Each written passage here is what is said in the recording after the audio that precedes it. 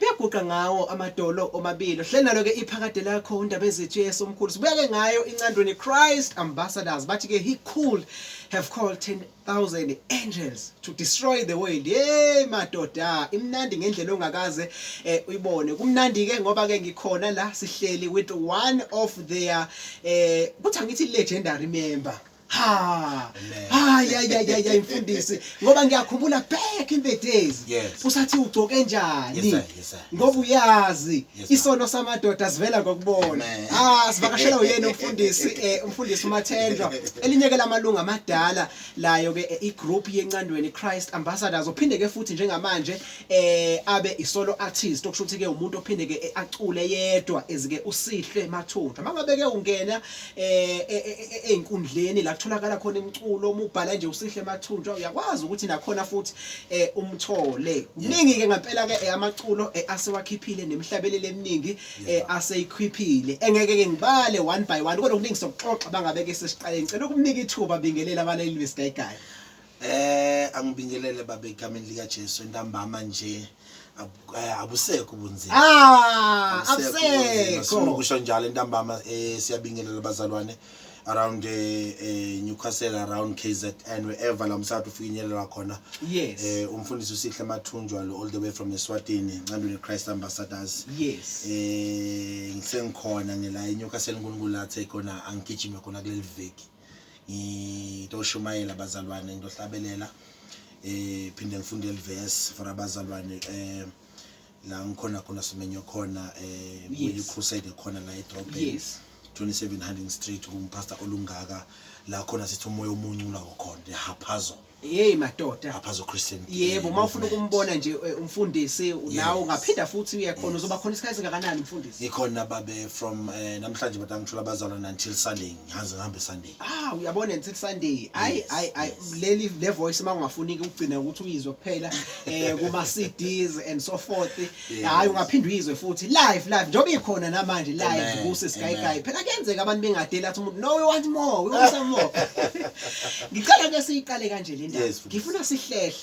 back in the days ngalezi yakhathi njoba ngishilo ngathi you are one of the top cream of legendary members of Ncandweni Christ ambassadors njoba ngisho ukuthi ke masihlehla sibuyele emuva kulama album amadala la khona ubakhiphe Moses that's the name of the album and ngiyazi ukuthi akhona namanye amadala kakhulu kunalawo but uyazi ukuthi ke kuthina sisaze kakhulu lawa athi ke bakhiphe Moses kanjani siyakubona uvela siyakubona uhlabelela with ubaba uTimothy kanjalo futhi nomama uThabile wakwamnyeni kanjalo futhi nabanye oKhalethi Masuku baningi kakhulu ngeke ngibale ngibaqede kodwa ke ngiyafisa ukuthi nje usithathe usibeke ukuthi ngalesikhathi ke nihlangana nicula ngempela siyabona ukuthi ningamanye amaqembu abekade ethi mangabe ecula ehlabela ubona ukuthi labantu aba this is not an act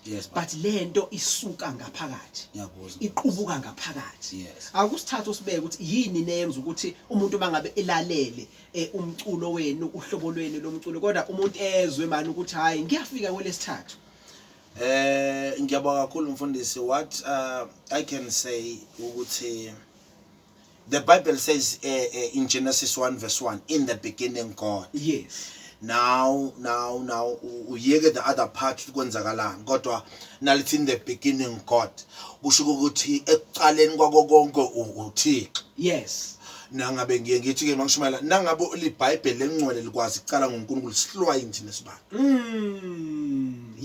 no, the Holy Bible. The first 4 words. In the beginning, God. The Holy Bible. Kangakanani sibantu. Ngizothi ke mfundisi kuqalwa esiphambanweni. Aqala ekuhlabelweni. Now, into yenze ukuthi uNkulunkulu asustain sihlala abazalwane siphendukile. Before ukuthi sihlabelele siye eCalvary eqala. Saphenduka. Satana nalomuntu esiyendako lento sangamix ama talent kuphela. The sustainability is in the word, not in the talent.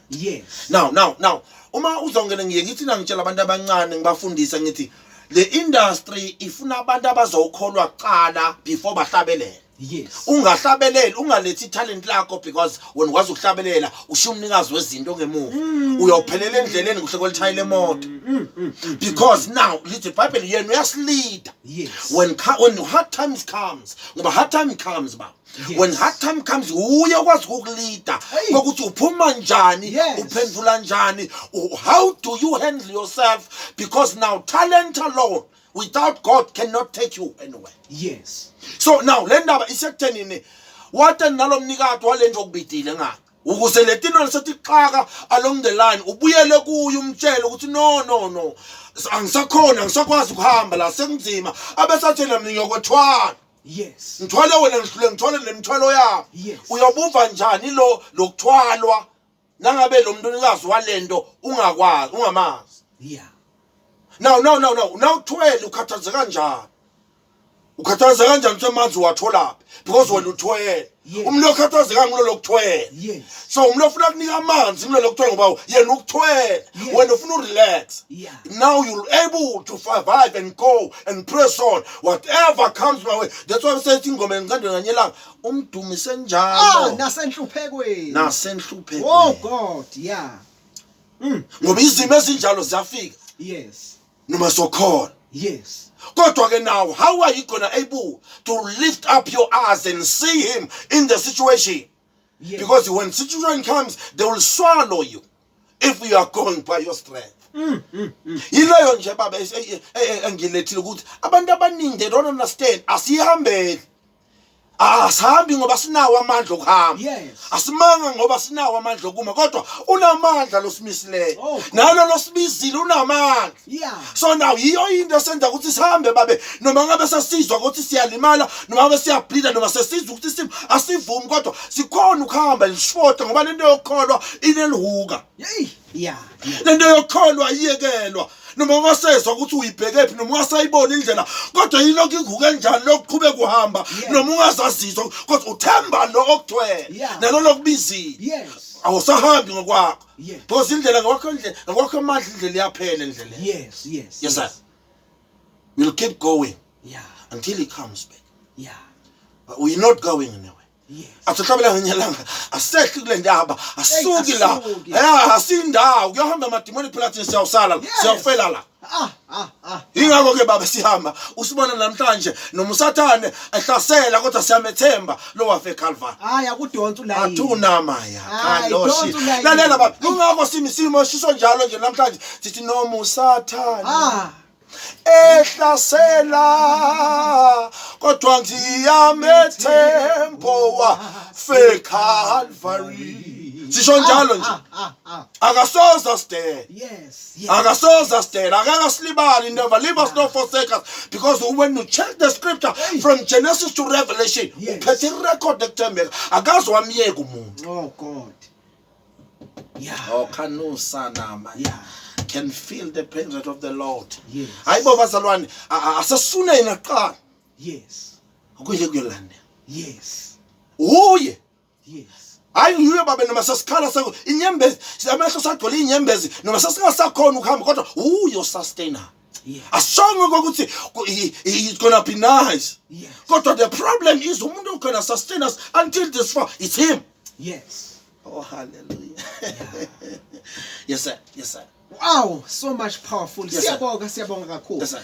Then we see from then njengoba usuchaza no, God is inside. Sithatha uKristu samenza waba yipart and parcel yokuphila kwethu. Ingakho mangabeke sihlangene sihlabelela kubonakala ngempela umsebenzi wamandla kaNkulunkulu. Kodwa ngiyabuka ukuthi Ncandweni Christ Ambassadors as a group has been there for such a long period of time, and even today is still producing. Yes, ma'am. Even the quality is still producing. Yes, Sisabusiseka siyabuka nje kade nisenzela ama live even ngalesikhathi lockdown. Yes, we were blessed by your ministry and so forth. And siyakhumbula ukuthi ngene afika even la eDCC nizosibusisa ngomculo Durban nawa umncinyane.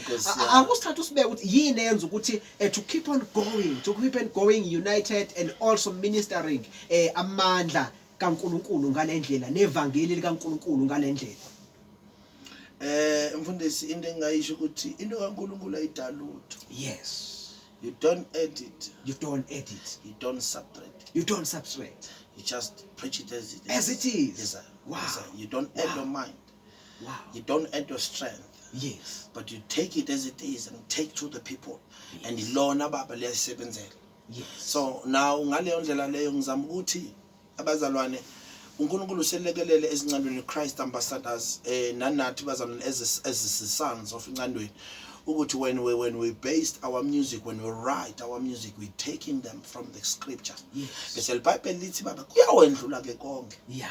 Konke kuyawendlula kodwa izwi lakhe. Eish. Izwi lakhe. Eish. Limi kusuka phakathi. Yes. Okwenza ukuthi ke baba uma sesibhala sibuyela back to the Bible, uNkulunkulu indasinika siyisusa eBhayibhelini because these are preachings. Now when we say he's preaching, kusho ukuthi ekhambeni kweminyaka uNkulunkulu la sigcinele yona in the industry namhlanje they call us legends. Yes. Because uNkulunkulu sustained it to that far. But enza ukuthi nalozalwa namhlanje nalo uzawuzalwa kusasa. Yeah. Ayithole lento. Yes. Noma sasingasasekho. Yes. Kodwa make iyadlala. Yako wayilalela yafika endlebeni zakhe. Bamtshela ukuthi there was some people lokuthiwa Ncandweni cry. Bake bahlabelela nganyelanga bathi yonke mihla yami ngoziphilela ngomthandazo. Okwenza ukuthi makafika the new generation ilalela lento izwa bahlala bathi no nakathi uyaqala wenza research ngeNcandweni athi no nangabe uNkulunkulu labazalwane uNkulunkulu wabasustain so much years in the industry athi mina lento ngiyayifuna. Usho ukuthi lento iyaphila. It's the Bible. Moya iBhayibheli uma ungayizwanga nasithi yonke imihla ngimthandazo wami yonke imihla ngiyophila ngimthandazo abiyele eBhayibhelini iBhayibheli lokutshela ukuthi yonke imihla every time sing the Lord. Yes. Sing the kingdom of God first and everything shall be added. Yes. Now okwenza ukuthi naye yazi ukuthi no la ekhambeni kokholwa akuphili akuhlalwa kumnandi kuphela kodwa abantu abasurvive nabantu abawinayo nabantu abaqhubekako abantu abathandazayo because impilo isemkhulekweni amadola anamandla. Hey, anamandla amadola. No. Yes. No ngajakele emic ka. Yeah. No imic ayisebenzi. Yes. Imic ayisebenzi kubantu abangathandazi. Yeah. And uNkulunkulu akaveli ngalesikhathi sosebantwini. Kodwa uNkulunkulu ufuna umlande yena emadolweni. Yes. Yeah. Emkhulekweni wami ngilibekela udaba lwami. Alibeke udaba ehlabelele. No alibeke udaba lakhe epulpit. Kodwa uyibeke emkhulekweni. Bese uNkulunkulu avela. Yes. Abese yena wenza njalo. Lalela mfethu kunemhlabelele ngawubhala 2010 first album uthi uyangikhathalela. Uyangikhathalela. Ngobhala lo mhlabeleli baba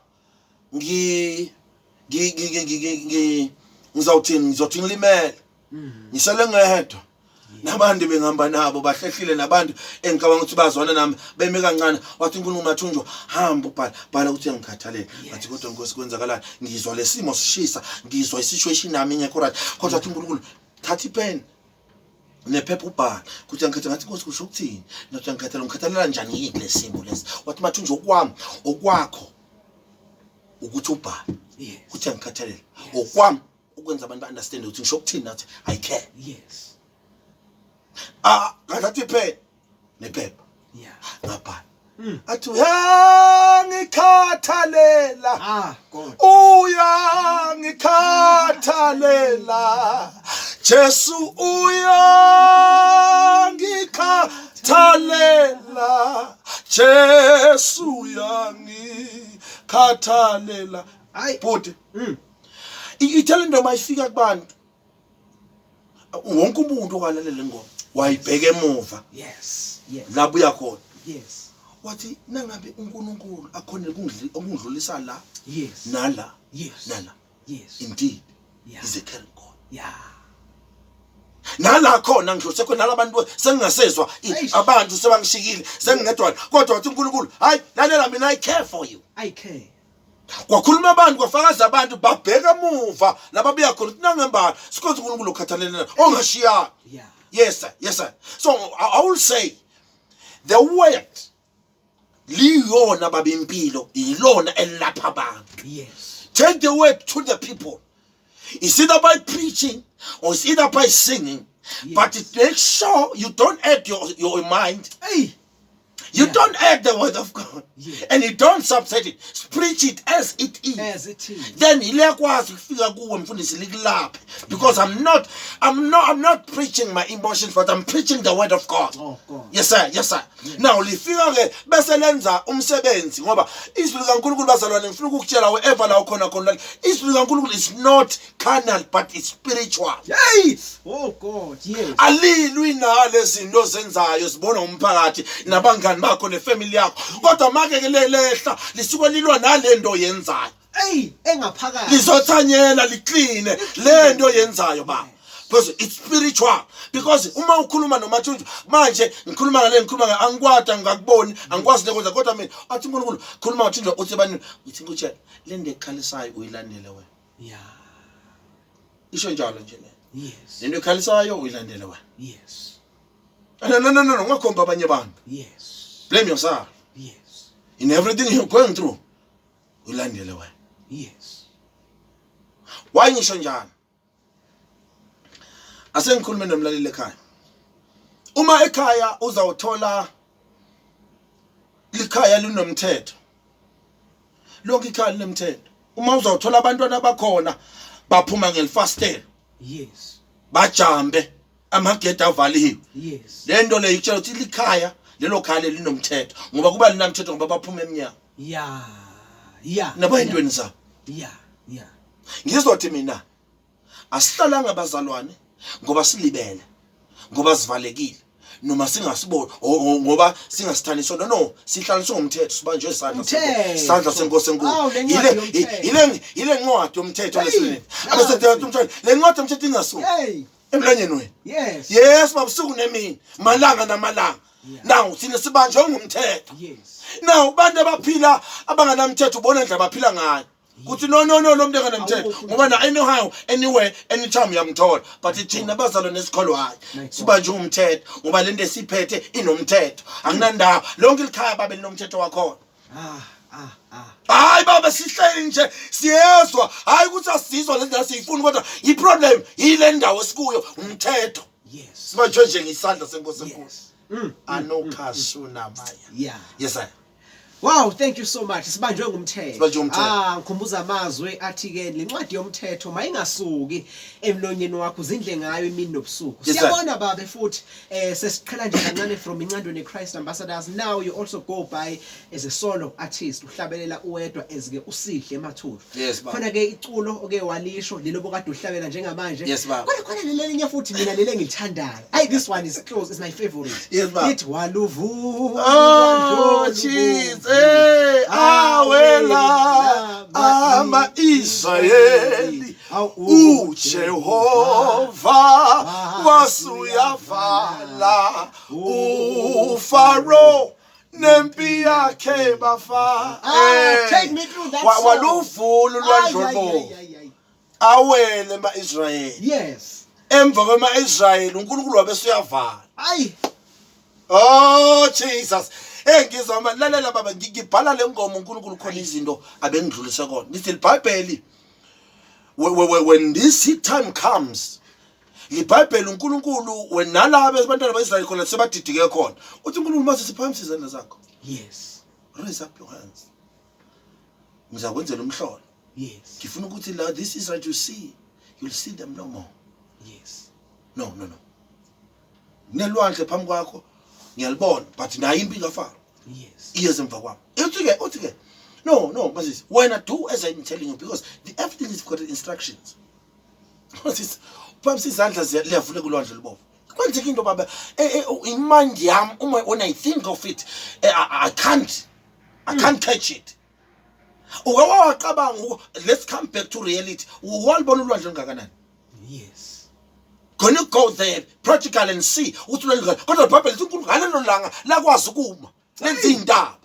Amanzi abanjwa oh Jesus amanzi abanjwa amandla kaNkulunkulu lithi iBhayibheli bawela emhlabathini owomileyo abantu baIsrael.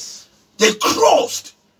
Now bamba ucheck distance they had to walk in between. Yes. These walls of water. Now look, the Bible lithi Moses wayengahambi nabantu abadala kuphela. Wayehamba nabantwana, ahamba nezilwane. You can imagine how many days and how many minutes or how many hours or how many, I don't know, how many weeks they took. It took them to cross over. And ithi ngikutshela ba, lento ithi mystery la khona ithi uMoses uhamba ngenyawo nabantu abadala nabantu abancane nezilwane. Kodwa uFaro uza ngamahashi. Kodwa iBhayibheli lithi abakwazanga bakhanda. Bambake baba.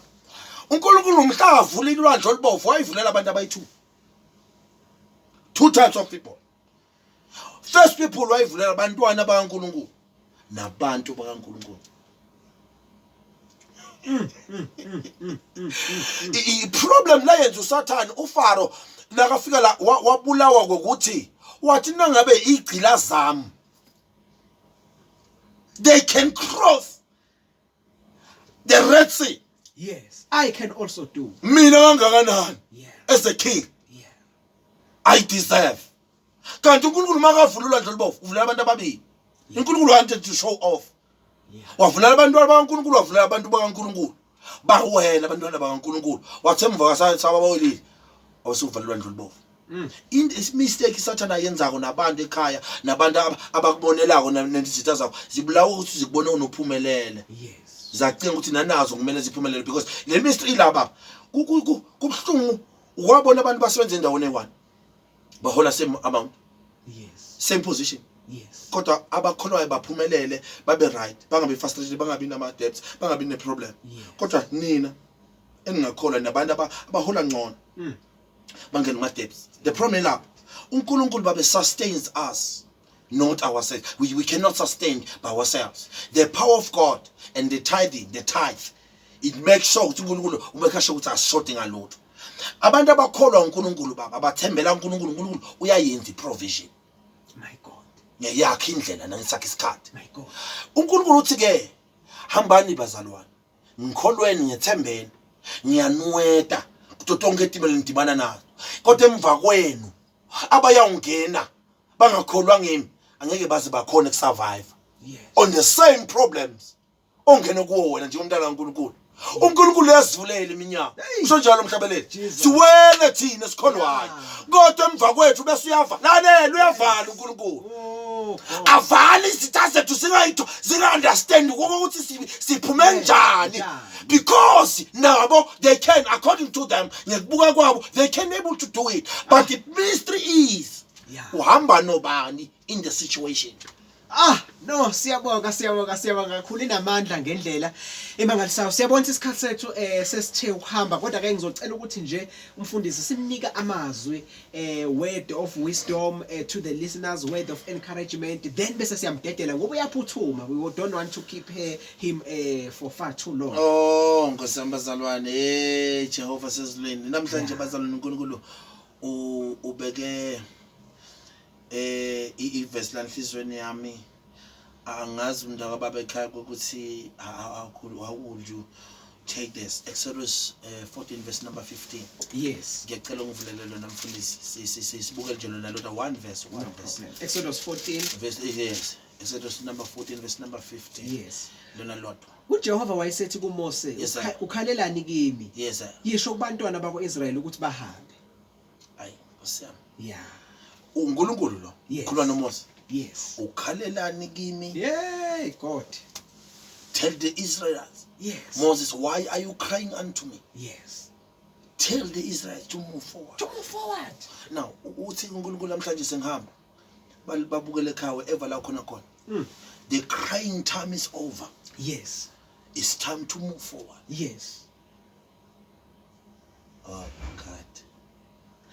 Ngifuna ukuthi ngiya understand usituation. Ngiya understand udlule intweni. Athi mhlawumbe lezintweni ezima kodwa siyancoma. Now. Uthi uNkulunkulu Moses was a man of God. Yay consult uNkulunkulu. He was leading the nations. Not abantu inyana nje. And he always consulted God in his whole journey.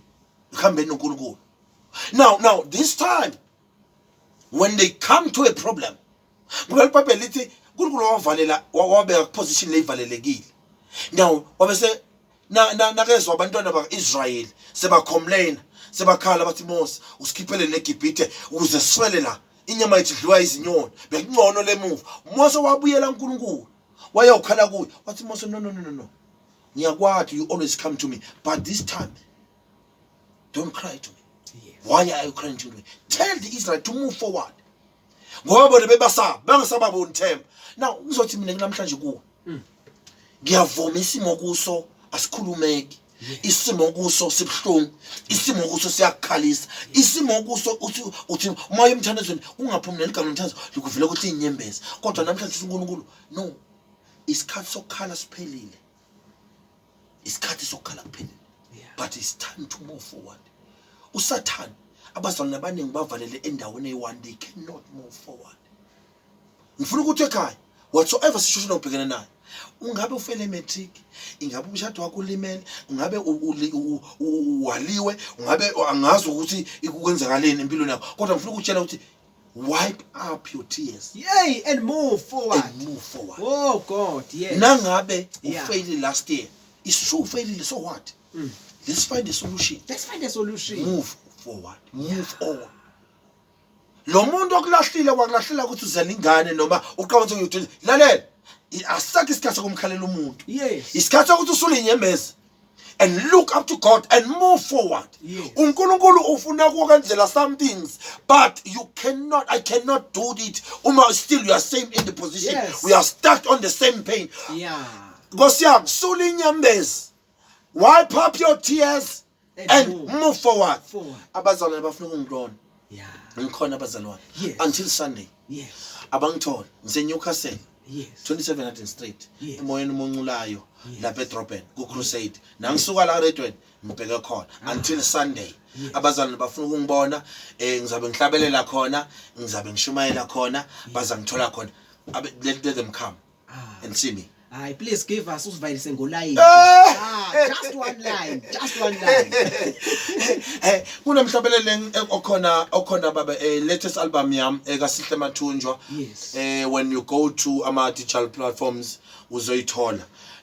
Uma kuwathapha nje Sihle Mathunjwa kunomhlabelele othi nama ngisazi ke manje ukuthi uNkulunkulu unjani uthatha into engasilutho ayihlalise namakhosi. Oh God. Yes, kodwa lapha kule album unemhlabelelo othi noma beyiswa ekufeni bethembika zilemva hana noma beyiswa kufeni kodwa bethembikazi lemvana nisho njalo nami asambe ke sekhonza uNkulunkulu.